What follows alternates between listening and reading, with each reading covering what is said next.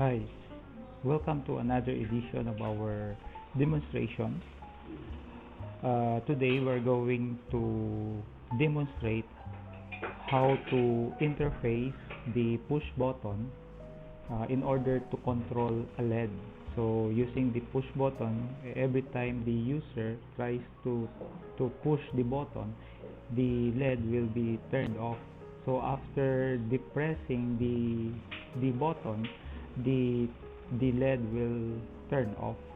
So we're going to simulate this using the TINKERCAD.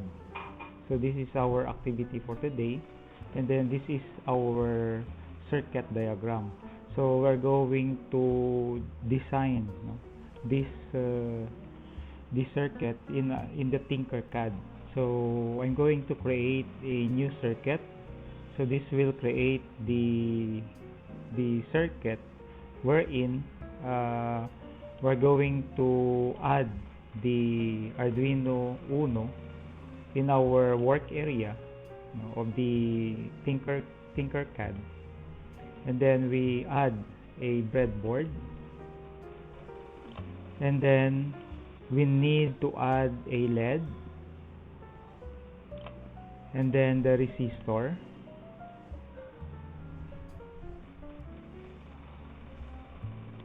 then we need to add a push button.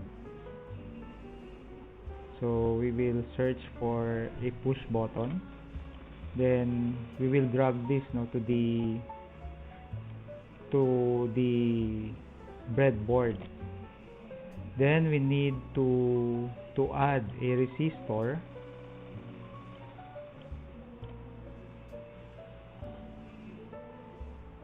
so we will change the position of our push button.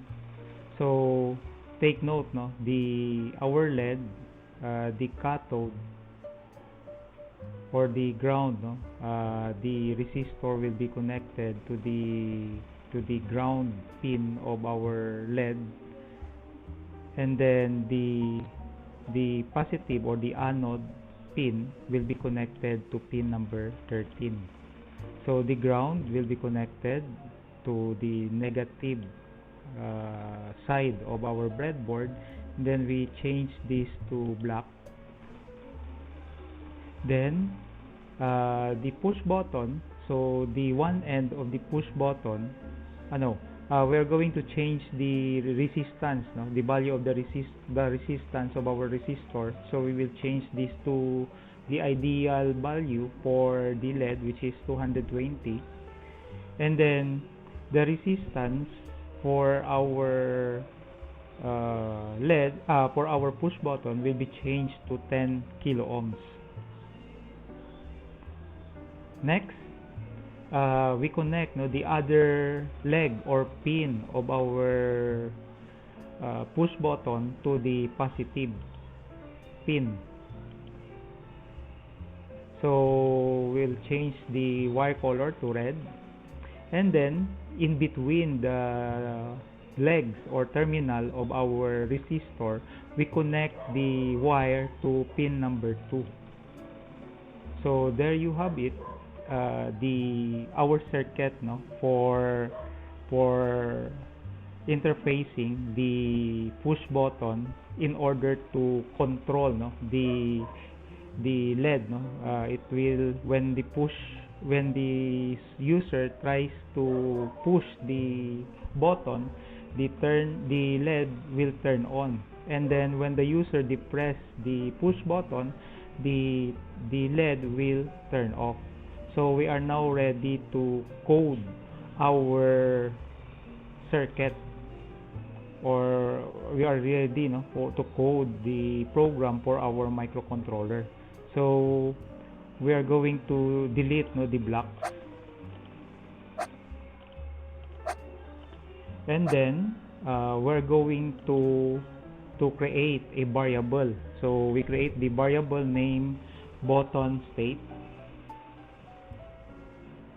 and then we select this, or we enter. So we are going to drag the set button state. So you have there the first block of code. So we set the button state. So next, we set the button state, and then we will read the state of our button, no? So we will choose the input, and then we read the digital pin. Okay, so we will drag the blocks to this, and then we assign the pin for our push button. So it is connected to the pin number 2, so we will select the pin number 2. Next, we are going to add a conditional statement. So we will choose the if then else statement, and then we connect it in our blocks. So next, we add a math. So when the purpose of our program is when the user turns on or push the button of our push button, so it will turn on the pin number 13. So we will choose this one. So we will choose this one. So we will select first our button, so we go back to the button state. So if the button state, so if the condition, so if the button state is equal to 1, so we will select the 1. So we change this one to high. So if the button state is set to high, so if the button state is set to high, then the pin number 13 or the LED will turn on. So we will select pin number 13, and if the button state is low, then the set pin is turned.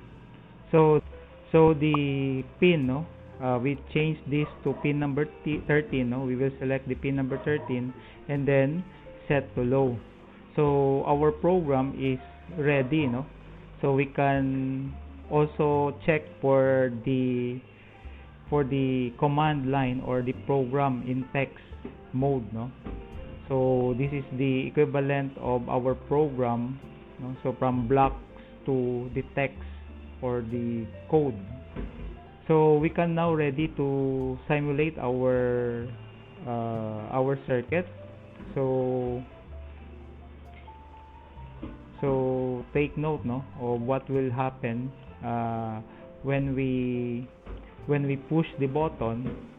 So it will turn on the LED. So I'm sorry. So we forgot to add the connection between or to have a power from 5 volts connected to our to the breadboard. So we will change this to red, and then we will start again our simulation. So take note of the LED. So when I push the button, the LED will turn on, and then when I depress the button, so the LED will turn off. So we can also check for the voltage using the multimeter. So we will add a multimeter in our circuit. So we connect our multimeter to the ground, and then the positive will be connected in between. So we will try again to start our simulation. So you will notice so the voltmeter reads a 0 volt. So when I press this one, or when I press the button, so you will notice that the LED will turn on, and then at the same time the reading, no, of our multimeter is set to 5 volts. And then when I depress the button, so you will notice that the LED will turn off, and then the reading in our multimeter is set to 0. So that's it. So this is our activity, no, demonstrating how to interface the